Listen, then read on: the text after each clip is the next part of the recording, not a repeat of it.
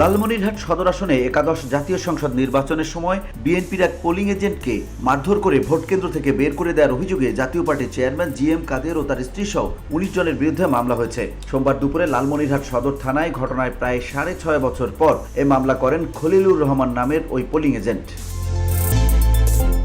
মামলায় জাতীয় পার্টির চেয়ারম্যান ও লালমনিরহাট ৩ আসনের সাবেক সংসদ সদস্য জিএম কাদের, তার স্ত্রী ও দলের প্রেসিডিয়াম সদস্য শেরিফা কাদের, দলের চেয়ারম্যানের উপদেষ্টা জাহিদ হাসান সহ ১৯ জনকে আসামি করা হয়েছে। এছাড়া অজ্ঞাতনামা আরও ২০ থেকে ৩০ জনকে আসামি করা হয়েছে। মামলার বাদী পোলিং এজেন্ট খলিলুর রহমান লালমনিরহাট পৌরসভার সাধুটারি গ্রামের বাসিন্দা। তিনি বলেন, ২০১৮ সালের ৩০ ডিসেম্বর অনুষ্ঠিত নির্বাচনের দিন পৌরসভার ৫ নম্বর ওয়ার্ডের নেছারিয়া কামিল মাদ্রাসা কেন্দ্রের বিএনপির পোলিং এজেন্ট থাকার সময় তাকে মারধর করে বের করে দেওয়া হয়। বসুন্ধরা, উত্তরা, বনশ্রী, কুড়িল ও বাড্ডা সহ রাজধানীর বিভিন্ন স্থানে অভিজাত ও অত্যাধুনিক মানের ফ্ল্যাট কেনার এক নির্ভরযোগ্য প্রতিষ্ঠান প্লেজেন্ট প্রপার্টিজ লিমিটেড।